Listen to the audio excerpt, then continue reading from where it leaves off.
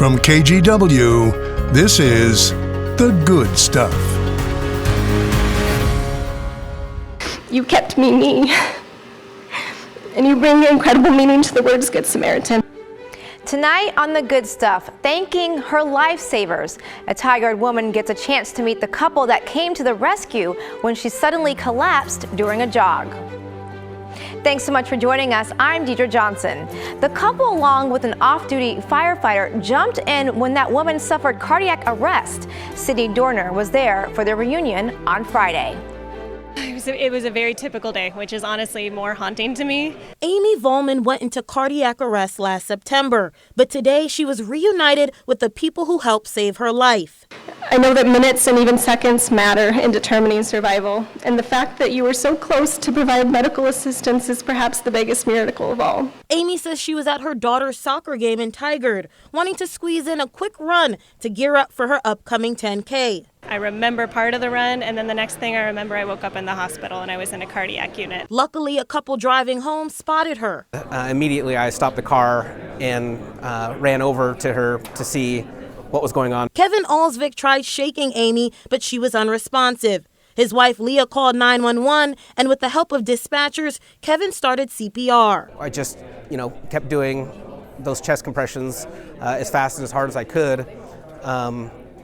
And as I was doing so, I could hear the sirens and that help was coming.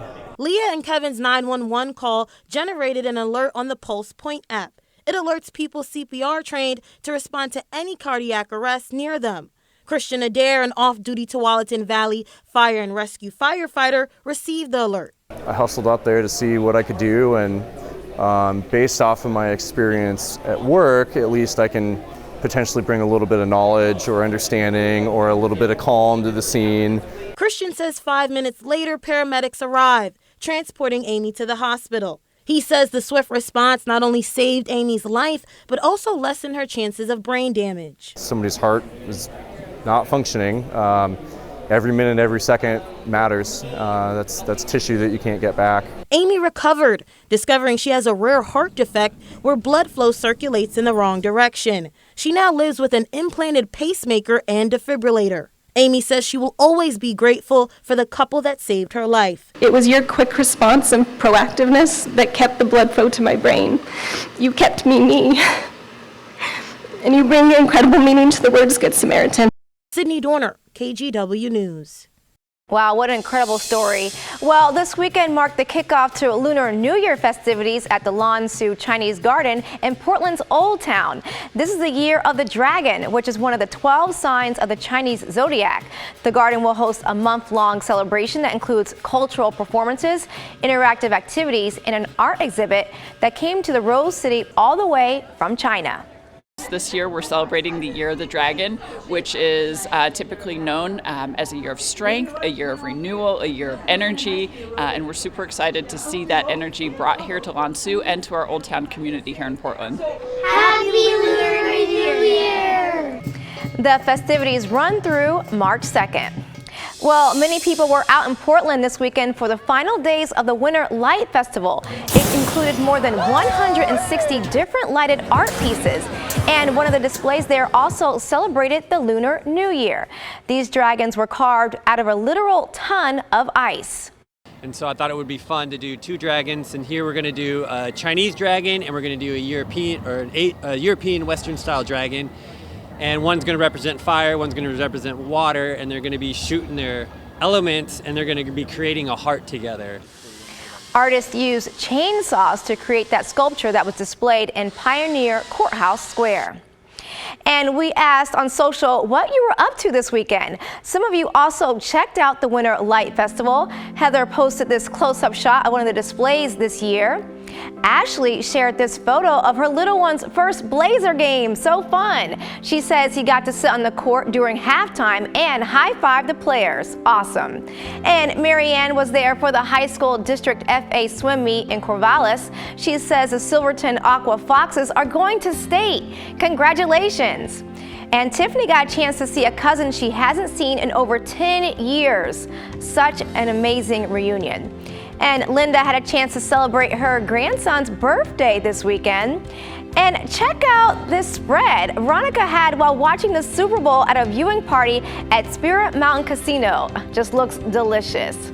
Well, you can share your photos and stories of good stuff happening in your community by texting 503-226-5088 or email us at thegoodstuff@kgw.com.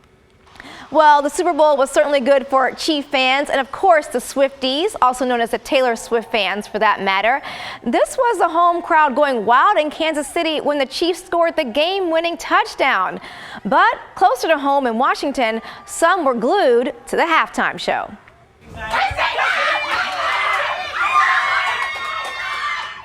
That was the reaction of a Tacoma family when one of their own was seen dancing with Usher. Yes, dancing with the amazing Usher up there during the Super Bowl halftime show. Peyton Thomas began dancing at the age of 8 at the local Boys and Girls Club. When she went to college at Eastern Washington and found there was no dance team, she started one herself. But Peyton still had a dream of reaching a bigger stage. I remember last year when Rihanna performed, that was really my inspiration. I'm like, okay, next year I will be on that stage. All right, well, Peyton sent in an audition video to the Super Bowl, and the rest is history. By the way, she continues to spread her passion for dance, teaching at the YMCA and coaching high school teams. Some Portlanders this weekend got a chance to meet a film legend.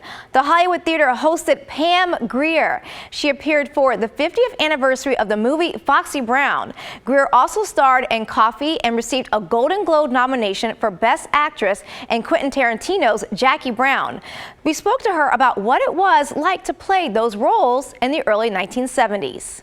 Foxy Brown Coffee was very successful. It had knocked out James Bond film from #1 and just opened up the floodgates to show women being in leadership roles. And there were obstacles, there was restrictions, and women for our future didn't need any more restrictions. We need an openness, a freedom. Well, she paved the way for many for sure. Mrs. Grier is also known for her role of Kate Kit Porter on the television series The L Word and for her powerful autobiography, Foxy, My Life in 3 Acts. Coming up next on The Good Stuff, breaking barriers, how a man named Clive Charles helped make Soccer City what it is today here in Portland.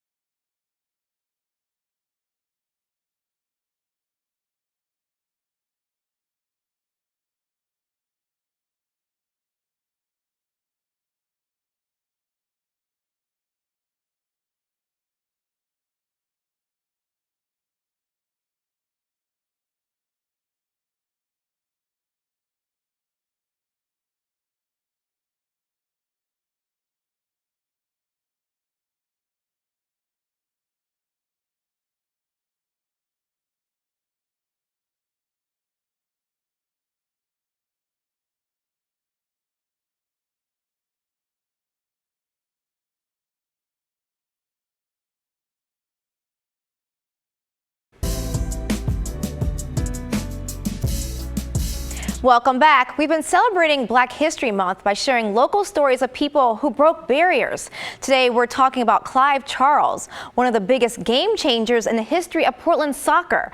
First as a player with the Timbers, then as a coach with the University of Portland. Drew Carney brings us his story. Portland is known as Soccer City, USA, and perhaps nobody embodies the spirit of that moniker more than Clive Charles. A legend on the sideline as a coach at the University of Portland, he's also the only player to have his number retired by the Portland Timbers. Charles was born in England in 1951 and played there professionally for years. In 1978, he joined the Timbers and found immediate success, leading the team to the playoffs in his first year and once again in 1981. Charles became head coach of the University of Portland men's soccer team in 1986 and also coached the women's team starting in 1989. The list of stars that played under him is impressive. Casey Keller, Steve Cherundolo, Tiffany Milbritt, Shannon McMillan, and Christine Sinclair, just to name a few. The women's team won a national title in 2002 and were honored as Grand Marshals of the Rose Festival's Grand Floral Parade.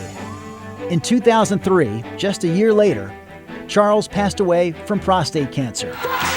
In his years coaching the Pilots, he made the NCAA playoffs 20 times and won 13 conference championships, simply dominant. He's one of only 5 coaches in NCAA history to win more than 400 games, and the University of Portland Soccer Complex is named in his honor. Well, we won't forget his legacy. Well, today marks the 50th anniversary of an important court ruling in Washington that changed the course of history when it comes to fish and wildlife. Drew Mickelson with our sister station in Seattle has a look at the significance of the Bolt decision. In a ceremony last week, the Northwest Indian Fisheries Commission honored Judge Bolt's daughter and grandson ahead of today's anniversary. Bolt's decision was thought to be extreme at the time, ruling 14 Western Washington tribes had rights to fish half of the state's harvestable salmon, as well as co-managing the state's fish population. And he's still here. Billy Frank Jr. was on the front lines, arrested more than 50 times for doing something the federal government later admitted he was allowed to do: fish for salmon. Frank passed away in 2014, but others who also faced arrests and beatings from game wardens before and even after the Bolt decision have no regrets. These rights were given to me by my Creator. When He placed us here, He gave us the instructions. Take care of those, and they'll take care of you. And these are the gifts that I give to you.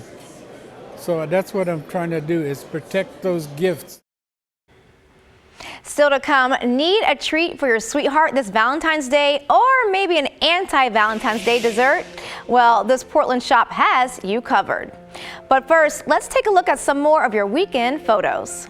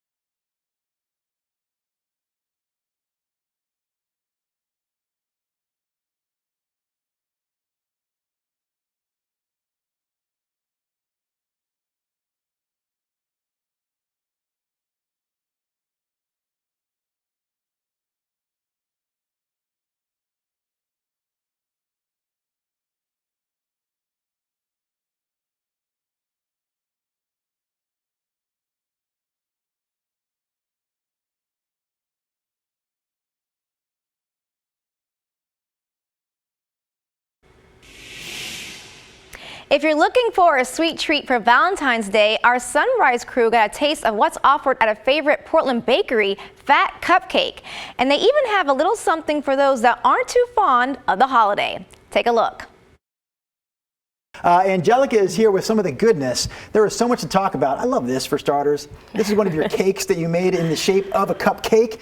We could talk about this in a moment, but I want to go back to the beginnings because at just 24 years of age, if I'm not mistaken, you opened up your first Fat Cupcake location. Which one was that? Oregon City. Okay, the Oregon City place still stands there on Malala Avenue. Yes. We can take another look inside that Happy Valley location here. This was the third store that you opened up, and now you've got those three: Happy Valley, Oregon City, and the one on Southeast Woodstock in Southeast Portland. Yes.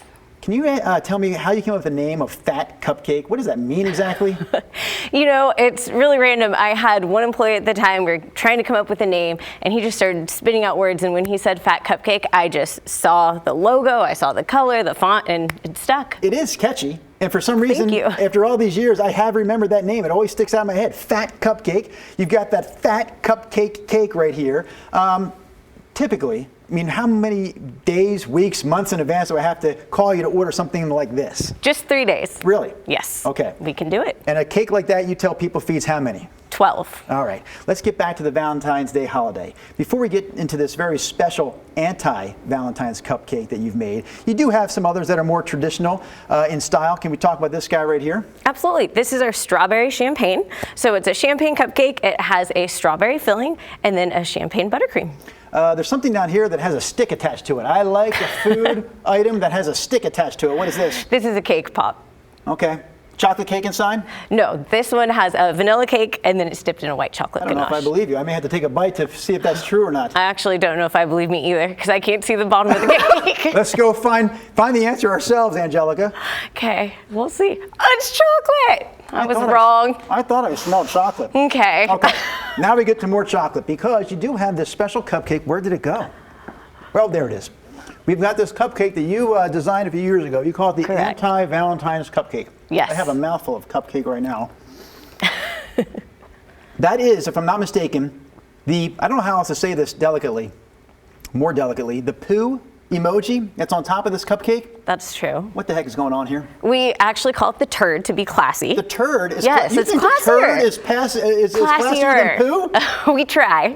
All right, the turd emoji. Yes. Well, why did this happen? So my sister is managing our social media, and she just posted. We had done a custom order of these cupcakes. She posted a picture of it just a few days. It's okay. I'll get it. No, I'll get it. You keep talking. Okay, just a few days before Valentine's, and as a joke, just said if you're not into Valentine's Day, there's always these cupcakes. And then someone came in and asked for it, and we said, oh, sorry, it's a special order. We don't really have it on hand. Someone else came in. By the third person, we thought, we better try this, and we've just been selling them ever since. Christine, I'm sorry. You should have been over here a lot sooner. I apologize. Clearly, I'm not good at eating food on TV. I just dropped half of it on the floor. Oh, my gosh. I'm going to have you take a bite of the turd cupcake. The turd? Yes, take a bite of that. And Okay. what Christine is going to do is let the audience know that it actually does not taste like a turd. It's really tall, though. It's a tall order. We don't have to eat you don't have to eat it from top to bottom, for goodness sakes. Okay, can you confirm for the viewing audience that while it looks like a turd on top, it does not taste like a turd? It tastes amazing. Not that I know what a turd tastes like. That's good. But it tastes awesome. She is And just ahead of Valentine's Day, one local couple celebrated a major milestone. Today was Nat and Wick Ross' 75th wedding anniversary. They celebrated at their senior living community today, Brookdale McMinnville Town Center.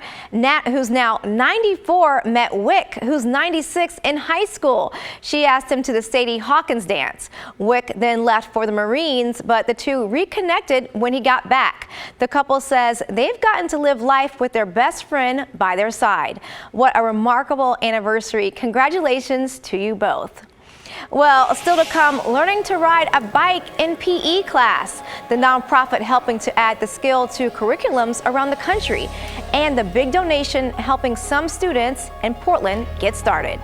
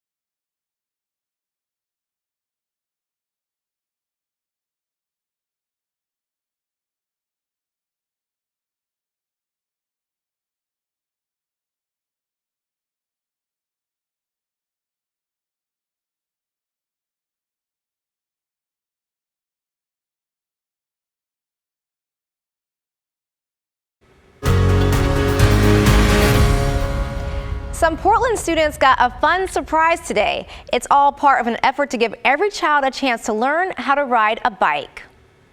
3, 2, 1. They're so excited. That's so amazing. Well, Congressman Earl Blumenauer was at Boise Elliott Elementary for the unveiling this afternoon. The school got a new fleet of 24 bikes that start off without pedals to help kids learn how to balance. Then once they get the hang of it, the pedals can be added. This is an effort from the nonprofit All Kids Bike. They make sure kindergarten students around the country have a chance to learn how to ride as part of their PE classes. For them to have all of these bikes that will be here permanently to teach kids, I think is a powerful signal that people care, involve them, and being able, as I say, to give them the habits to be safe cyclists. The progressions of the lessons are amazing. I think all these kids are going to be super excited, and families don't have the time to learn to ride a bike, and so these kids are very fortunate to have a chance to get to learn to ride. Well, today's bikes were provided thanks to a grant from the engineering firm HDR. Well, that's all the time we have. We'll leave you with a few more of your weekend photos. Remember, you can always send us your photos or story ideas of the good stuff in your life by texting 503-226-5088. Have a good night.